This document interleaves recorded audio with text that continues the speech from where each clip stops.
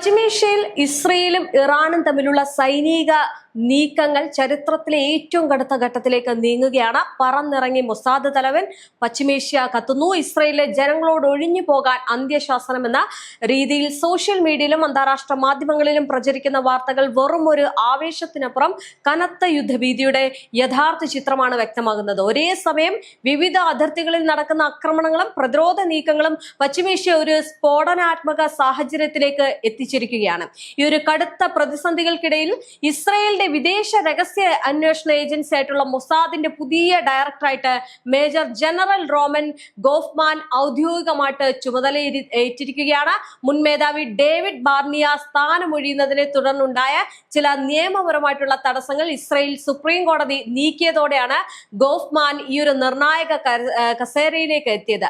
പ്രധാനമന്ത്രി ബെഞ്ചമിൻ നെതന്യാഹുവിന്റെ സൈനിക സെക്രട്ടറി ആയിട്ട് പ്രവർത്തിച്ചിരുന്ന അദ്ദേഹത്തിന്റെ ഈ ഒരു പെട്ടെന്നുള്ള വരവ് യുദ്ധതന്ത്രങ്ങളിൽ കൂടുതൽ മാറ്റങ്ങൾ വരുത്തുമെന്നാണ് കരുതപ്പെടുന്നത്. മേജർ ജനറൽ റോമൻ ഗോഫ്മാന്റെ നിയമനം ഇസ്രയേൽ സൈനിക വൃത്തങ്ങളിൽ വലിയ ചർച്ചയായിട്ടുണ്ട്. മുൻകാല യുദ്ധങ്ങളിൽ കനത്ത പോരാട്ട വീര്യം തെളിയിച്ചിട്ടുള്ള അദ്ദേഹം ഇസ്രയേലിന്റെ ശത്രുക്കൾക്കെതിരെ കൂടുതൽ കടുത്തതും രഹസ്യവുമായിട്ടുള്ള നീക്കങ്ങൾ ആസൂത്രണം ചെയ്യാൻ പ്രാപ്തനാണ് എന്നാണ് ഇസ്രയേൽ വിലയിരുത്തപ്പെടുന്നത്. എന്തായാലും പശ്ചിമേഷ്യയിലെ രഹസ്യ സൈനിക വേരുകൾ അറുത്തുമാറ്റുക എന്ന ലക്ഷ്യത്തോടെയാണ് പുതിയ മൊസാദ് തലവന്റെ ഈ ഒരു പറന്നിറങ്ങൽ എന്നാണ് യുദ്ധ വിദഗ്ധർ ഇതിനെ വിലയിരുത്തുന്നത്.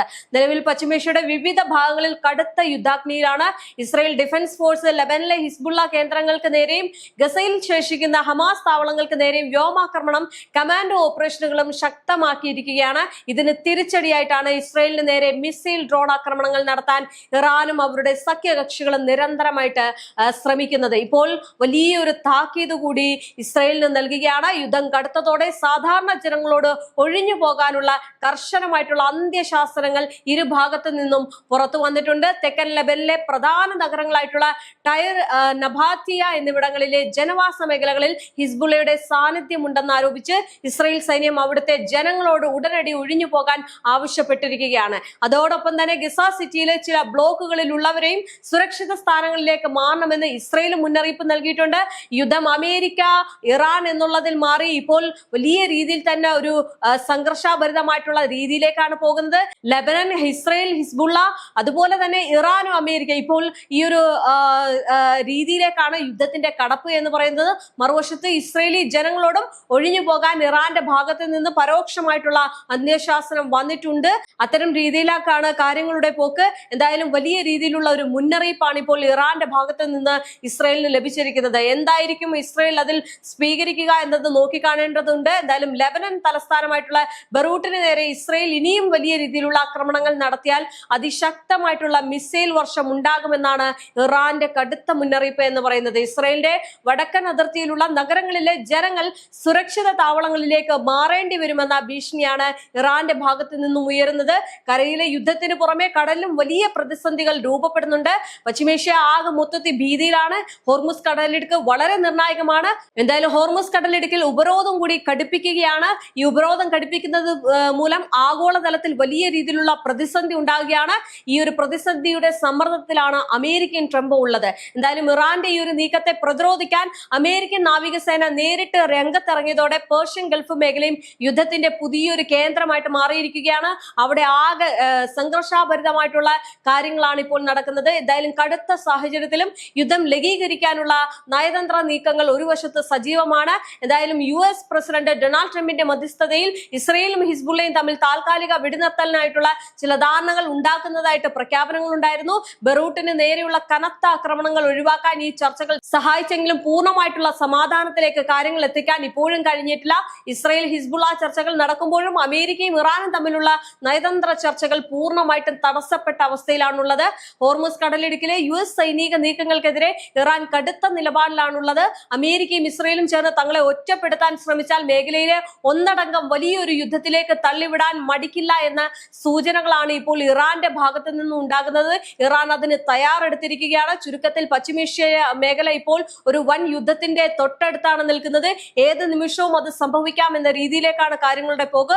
ഒരു വശത്ത് പുതിയ കമാൻഡർമാരുടെ നേതൃത്വത്തിൽ സൈനിക നീക്കങ്ങൾ ശക്തമാക്കുമ്പോൾ മറുഭാഗത്ത് ലക്ഷക്കണക്കിന് ജനങ്ങൾ ജീവനം കൊണ്ട് പലായനം ചെയ്യുകയാണ്. വരും ദിവസങ്ങളിൽ അമേരിക്ക ഉൾപ്പെടെയുള്ള ആഗോള ശക്തികൾ നടത്തുന്ന ശക്തമായിട്ടുള്ള നയതന്ത്ര ഇടപെടലുകൾക്ക് മാത്രം മാത്രമേ ഈ ഒരു യുദ്ധത്തെ തളയ്ക്കാൻ സാധിക്കുകയുള്ളൂ. സമാധാനം തിരികെ കൊണ്ടുവരാൻ കഴിയണമെങ്കിൽ ഈ ഇറാൻ മുന്നോട്ട് വെക്കുന്ന കാര്യങ്ങൾ അമേരിക്ക സമ്മതിക്കണം. പക്ഷെ അമേരിക്ക ഇപ്പോഴും സ്വന്തം കാര്യം നോക്കി നിൽക്കുന്ന ഒരു രീതിയാണ്. ഏതായാലും അമേരിക്കയുടെ ഭാഗത്ത് നിന്ന് ഇത്തരം രീതി തന്നെയാണ്, അല്ലെങ്കിൽ സ്വന്തം ഈ ഒരു യുദ്ധത്തിന് വേണ്ടിയിട്ട് മാത്രമുള്ള കാര്യങ്ങൾ നോക്കുന്ന രീതിയിലേക്കാണ് പോകുന്നത് എങ്കിൽ വലിയ രീതിയിലുള്ള പ്രശ്നങ്ങളായിരിക്കും പിന്നീട് ഉണ്ടാകുക. എന്തായാലും പശ്ചിമേഷ്യൻ സംഘർഷം ലഘൂകരിക്കാനുള്ള ശ്രമങ്ങൾ ഊർജിതമാക്കുമ്പോഴും ലെബനാനിൽ ഇസ്രയേൽ നടത്തുന്ന മനുഷ്യത്വരഹിതമായിട്ടുള്ള ആക്രമണങ്ങളോട് ഇറാന് കടുത്ത എതിർപ്പാണുള്ളത്.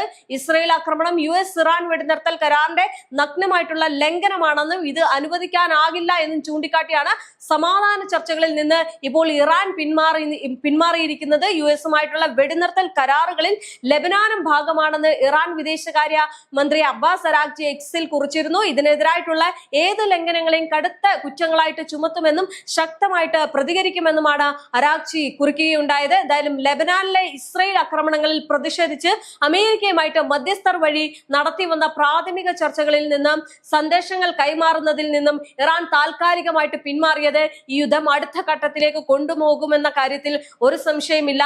അത്രയും ഒരു സംഘർഷാഭരിതമായിട്ടുള്ള അല്ലെങ്കിൽ അത്രയും വലിയൊരു ആക്രമണം അല്ലെങ്കിൽ ഒരു ലോകമഹായുദ്ധം, മൂന്നാം ലോകമഹായുദ്ധം എന്ന രീതിയിലേക്കാണ് കാര്യങ്ങളുടെ കടപ്പ്. ലെബനാനിലെ ആക്രമണം നിർത്തിയാൽ മാത്രമേ ചർച്ചയ്ക്കുള്ളൂ എന്നാണ് കടുത്ത നിലപാടിൽ ഉറച്ചു നിന്നുകൊണ്ട് ഇറാൻ പറയുന്നത്. തർക്കം നിലനിൽക്കെ തന്നെ പനാമ പതാക ഘടിപ്പിച്ചതും US-ന്റെ ഉടമസ്ഥതയിലുള്ളതുമായിട്ടുള്ള MSC സരിസ്ക V എന്ന ചരക്ക് കപ്പലിന് നേരെ ഇറാന്റെ റെവല്യൂഷണറി ഗാർഡ് ക്രൂയിസ് മിസൈൽ ആക്രമണം നടത്തിയതായിട്ടുള്ള റിപ്പോർട്ടുകളൊക്കെ വരുന്നുണ്ട്. ഹോർമുസ് കടലിടുക്കിലെ അനിശ്ചിതത്വവും ചർച്ചകൾ വൈകുന്നതും കാരണം അന്താരാഷ്ട്ര വിപണിയിൽ എണ്ണ വില ക്രൂഡ് ഓയിൽ ബാരലിന് $95 ഉയർന്നിട്ടുണ്ട്. ആകെ മൊത്തത്തിൽ പ്രശ്നമാണ്. എന്തായാലും ട്രംപിന്റെ മധ്യസ്ഥതയിൽ താൽക്കാലികമായിട്ട് വെടിനിർത്തൽ ചർച്ചകൾ നടക്കുന്നുണ്ട് എങ്കിലും അതിർത്തികളിലെ സൈനിക പ്രകോപനങ്ങളും ഇറാന്റെ കടുത്ത നിലപാടുകളും കാരണം പശ്ചിമേഷ്യ ഇപ്പോഴും വലിയൊരു ആശങ്കയിൽ തുടരുകയാണ്. ഇസ്രയേലിനെയും അവരെ പിന്തുണയ്ക്കുന്ന രാജ്യങ്ങളെയും തടഞ്ഞ ആഗോള എണ്ണക്കടത്തിന്റെ പ്രധാന പാതയായിട്ടുള്ള ഹോർമുസ് കടലിടുക്ക് പൂർണ്ണമായിട്ട് ഉപരോധിക്കുമെന്ന് ഇറാൻ ഭീഷണിപ്പെടുത്തിയിട്ടുണ്ട്. ഇതിന് പുറമെ തങ്ങളുടെ സഖ്യകക്ഷികളായിട്ടുള്ള യമനിലെ ഹൂത്തികൾ വഴി ചെങ്കടലിലേക്കുള്ള പ്രവേശന കവാടമായിട്ടുള്ള ബാബൻ മന്ദേബ് കടലിടുക്കും പൂർണ്ണമായിട്ട് അടയ്ക്കുമെന്നാണ് ഇറാന്റെ പുതിയൊരു മുന്നറിയിപ്പ് എന്ന് പറയുന്നത്. അമേരിക്കയുമായിട്ടുള്ള നയതന്ത്ര ചർച്ചകളിൽ നിന്ന് ഇറാൻ പെട്ടെന്ന് പിന്മാറിയതും ഹോർമുസ് കടലിടുക്കിലെ കപ്പൽ ആക്രമണങ്ങളും പശ്ചിമേഷ്യ കടുത്ത അനിശ്ചിതത്വത്തിലേക്ക് തള്ളിവിട്ടിരിക്കുകയാണ്. പരമോന്നത നേതാവിന്റെ മരണത്തിന് ശേഷം ഇറാന്റെ ഭരണം നിയന്ത്രിക്കുന്ന IRGC വിട്ടുവീഴ്ചയില്ലാത്ത സൈനിക നിലപാടുകളുമായിട്ടാണ് മുന്നോട്ട് പോകുന്നത്. അത്തരം തീരുമാനങ്ങളിലേക്കാണ് എത്തിച്ചേർന്നിരിക്കുന്നത്. ആഗോള എണ്ണക്കടത്ത് പാതകൾ പൂർണ്ണമായിട്ടും അടയ്ക്കുമെന്ന ഇറാന്റെ ഭീഷണി അന്താരാഷ്ട്ര വിപണിയെയും വലിയൊരു സാമ്പത്തിക പ്രതിസന്ധിയിലേക്ക് നയിക്കുമെന്നതിൽ സംശയമില്ല. അമേരിക്ക മുട്ടുമടക്കാത്തോളം കാലം ഇറാന്റെ ഭാഗത്ത് നിന്ന് വലിയ തിരിച്ചടികൾ ഉണ്ടാകും. എന്തായാലും ഹോർമുസിലെ ഈ കടൽ അടച്ചിടുന്നതിന് ഏറ്റവും വലിയ കാരണക്കാരൻ അമേരിക്കയാണ്.